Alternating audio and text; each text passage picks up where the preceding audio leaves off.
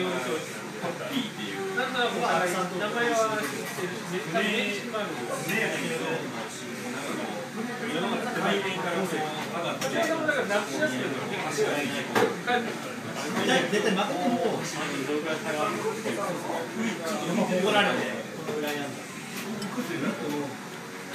足見てる。